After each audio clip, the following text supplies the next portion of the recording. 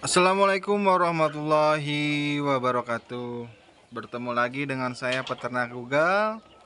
Sudah lama sekali kawan-kawan tidak melihat video saya di channel Peternak Google ya, karena memang eh banyak kesibukan dan jadwal yang sangat padat di pekerjaan inti saya lah ya. Jadi saya belum ada waktu untuk membuat konten lagi nih. Hampir 1 tahun ya dari konten terakhir yang saya buat. Nah, dan juga mungkin ini baru pertama kali nih kawan-kawan melihat kandang baru atau markas besar nih ya, markas besar peternak Google, kandang khusus pencetak DOC pedaging. Ya. Ini ukurannya sekitar 20 kali 5 meter, 25 kali 5 meter, karena nanti ada saung juga di sebelah sana di belakang. Ya.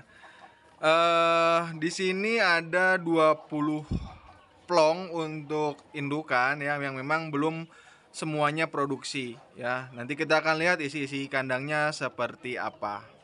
Oke, simak terus video ini, jangan kemana-mana, jangan lupa like, komen, dan subscribe. Kita akan melihat isi dari kandang ini seperti apa ya. Nah, ini adalah salah satu contoh ayam yang sudah produksi ya untuk pencetak DOC pedaging kita nih. Kalian bisa lihat sendiri indukannya seperti apa, bobotnya seperti apa ya. Nah, ini semok-semok ya. Nah, ini ya. Ini nanti dikhususkan anak-anak dari sini adalah menjadi final stock ya, atau FS untuk pedaging. Jadi jantan betinanya untuk dijadikan daging. Kenapa? Karena jantannya sudah jantan Bangkok yang notabene produktivitas telurnya kecil, sehingga sudah tidak layak untuk dijadikan indukan. Maka statusnya sudah final stock. Nah, kenapa mencetak DOC pedaging harus memiliki indukan seperti ini ya kawan-kawan? Karena memang kita mengejar speed brooding ya. Peternak pembesaran itu butuh untung. Sehingga bagaimana caranya supaya bisa untung? Itu harus memiliki bibit yang cepat panen dengan FCR-nya yang rendah. Kemarin recordingan hasil dari anak sini itu FCR-nya di 2,1 kawan-kawan. Bobot panen itu di usia 2 bulan kurang 1 minggu, berarti sekitar hanya 7 minggu mungkin ya, 7 minggu ya sudah ada yang panen, karena memang permintaan pasarnya adalah bobotnya 89. Jadi 8 os, 9 os sampai 1 kilo. Itu sudah masuk FCR-nya 2,1. Nah, maka dari itu harus memilih bibit yang seperti ini ya. Nah, ini kita lihat akan ke kandang sebelahnya. Nah, kalau tadi yang sudah produksi, kalau ini masih calon-calon. Ini masih pulet, calon-calon indukan. Nah, seperti ini kawan-kawan. Ini adalah calon-calon indukan nanti yang akan dikejar untuk produksi DOC pedaging. Ini ada 10 ekor, nanti kita akan bagi lagi kandangnya, ini nggak akan satu kandang 10 ya. Nah, ini nanti akan dibagi 1:6 rencananya. Jadi satu jantan 6 betina, sehingga dari total 20 kandang ini nanti totalnya ada 120 ekor indukan. Kenapa kita harus memperhitungkan seperti itu? Nanti adalah kita harus berhitung secara skala bisnisnya seperti apa. Apakah menguntungkan atau tidak. Karena kan kita sekarang beternak bukan hanya mengisi waktu ya, tapi juga bagaimana kita mencari strategi untuk bisa beternak ini menjadi sebuah lahan bisnis. Nah, kita akan kumpas tuntas hari ini terkait prospek dari beternak ayam kampung. Kita akan bahas di tahun ini, di tahun 2024, apakah masih worth it kita beternak ayam kampung atau tidak ya? Dari sisi bisnis terutama, apakah beternak ini bisa dijadikan bisnis sampingan atau bahkan menjadi pekerjaan pokok kawan-kawan semua ya. Itu. Nah, nanti di sini kita akan melihat prospeknya seperti apa? Secara hitung-hitungan matematika saja dulu ya, karena memang di sini juga ayamnya belum semua produksi ya. Yang produksi hanya baru sekitar 20 sampai 30 ekor saja ya. Yang mulai produksi ini masih ada sekitar 4 bulan, berarti ya sekarang ini umur 3, berarti sekitar 3 bulan lagi ayam ini produksi ya. Nah, banyak yang menilai saya yang kemarin kan menjual sebagian pulet ayam-ayam ini ya. Ada yang mengatakan, wah mahal ya ternyata pulet ini. Secara harga memang mahal karena fungsinya berbeda, bukan untuk dipotong tapi untuk dijadikan induk. Ya, apakah worth it membeli ayam ini? Nanti harganya di kisaran 200 ribuan usia 4-5 bulan ya. 4-5 bulan. Kita akan kalkulasikan skemanya seperti apa ya. Nah, secara genetik ayam ini sudah masuk darah ayam Saso Prancis, yang dimana speed brooding atau pertumbuhan anaknya itu sangat cepat, sehingga nanti diharapkan para peternak pembesaran itu bisa diuntungkan. Terus ada yang juga mempermasalahkan, Mas, ayam cepat gede emang laku? Saya sudah uji produk bahwa hasil dari ayam ini sudah bisa diserap oleh pasar. Contohnya, jangankan yang final pedagingnya ya kawan-kawan, jantan-jantan ini semua saya jual daging. Ya, saya jual daging. Ini hanya diambil betinanya karena jantannya saya jual daging. Saya potong. Itu sudah masuk ya dagingnya. Tekstur daging, rasa daging, kekenyalan daging, susut daging itu sudah masuk di RPA. Bahkan dia ingin kontrak per minggunya itu 1000 ekor. Coba bayangkan kawan-kawan. Maka dari itu saya sedang fokus mencetak indukan diperbanyak supaya bisa memenuhi kebutuhan pasar tersebut. Kalau kita butuh panenan 1000 ekor, berarti harus ada 1000 DOC.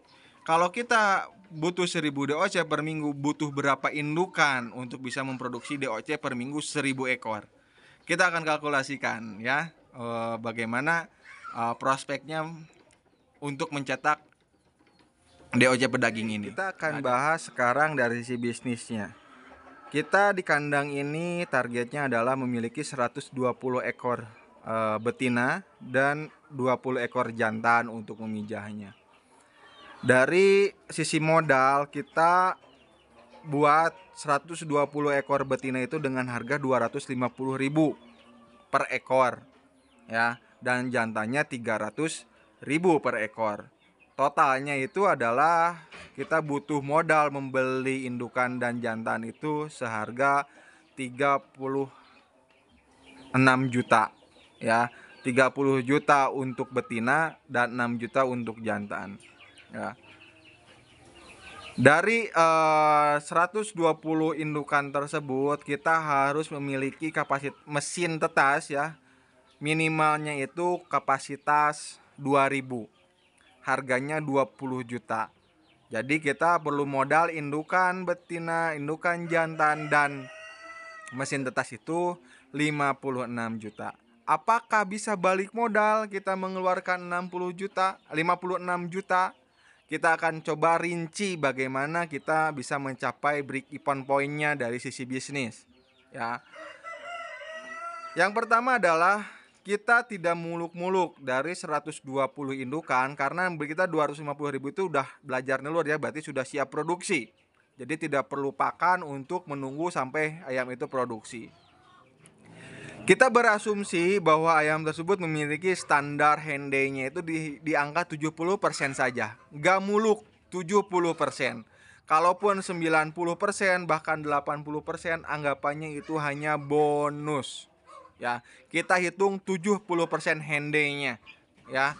Itu hampir setara dengan jenis-jenis ayam yang diciptakan oleh pemerintah mungkin ya, salah satunya itu KUB 70%. Kita mengambil henday itu saja standarnya. Dari 120 ekor indukan itu bisa menghasilkan 84 butir telur per hari dengan henday 70% ya. 84 butir per hari dikali 1 minggu 7 hari berarti 588 butir ya. Dari 588 ini kan tidak mungkin ya semuanya akan menetas, pasti ada telur yang gagal, telur yang infertil. Kita asumsikan dari 588 itu hanya 85% yang menetas. 85%, ingat 85%. Itu jelek hitungannya. 85% dikurangi yang infertil dan gagal menetas ya. Berarti kita hanya memiliki DOC sebanyak 500 ekor ya. 500 ekor per minggu. Ya, kita jual 500 ekor itu dengan harga 7.000 untuk ke reseller. Biasanya 7.000 itu harga reseller ya kawan-kawan. Kalau ada harga konsumen bahkan bisa 8.500. Bahkan sekarang lagi langka itu bisa sampai 9.000. Tapi saya hitung 7.000 ya. Itu bisa menghasilkan 3,5 juta per minggu. Nah, tapi kan itu belum bersih ya. Karena harus ada ongkos pakan ayam indukan ya, sebanyak 140 ekor itu tadi ya. Berapa kos pakan indukan? Kos pakan indukan itu 140 ekor dikali 120 gram ya. Itu dikalikan 7.500 harga pakannya ya. Itu pakan pabrikan ya, bukan self-mikan. Anggap kita beli pakan pabrikan. Kalau bisa lebih murah, produksinya bagus, itu lebih bagus lagi, bisa lebih untung lagi. Kita hanya menghitung ke pakan pabrikan 7.500 kos pakannya. Itu butuh 735.000 per minggu. Ya, berarti dari hasil penjualan 500 ekor di harga 7.000 itu 3,5 juta dikurangi pakan 735.000. Kemudian ada juga kos untuk listrik mesin tetas. Untuk kapasitas 2.000 butir itu membutuhkan 150.000 per minggu. Kita potongkan juga 150.000 per minggu. Kemudian 100.000 untuk vitamin per minggu ya. Vitamin indukan, vitamin jantan itu 100.000 kita alokasikan. Berarti akan sisa uang itu adalah di 2.515.000 ya. Bersih. Bersih itu dalam artian sudah dipotong pakan, listrik, dan vitamin. 2.500.000 per minggu nih kawan-kawan. Tapi kita harus memikirkan ke depannya. Modal tadi yang 56 juta itu harus balik modal. Berapa lama balik modalnya? Balik modalnya ya tinggal dihitungkan. Anggap dari 2.515.000 itu, anggap yang 515.000-nya itu adalah operasional kandang, ABK atau keuntungan lah untuk beli rokok. Yang 2 jutanya disimpan untuk bisa balik modal, untuk nanti ketika induk apkir ganti indukan. 2 juta. Tadi modalnya adalah 56 juta.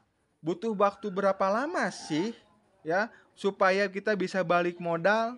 56 juta dibagi 2 juta per minggu. Butuh berapa minggu nih? Ya, ternyata butuh waktu sekitar 28 minggu. 28 minggu itu berarti berapa bulan?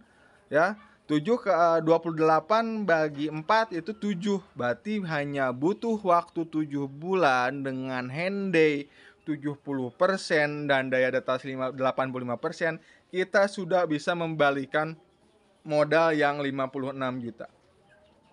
56 juta itu kemana? Ya tadi kita sudah punya mesin tetas, kita masih punya indukan yang produktif. Apalagi coba?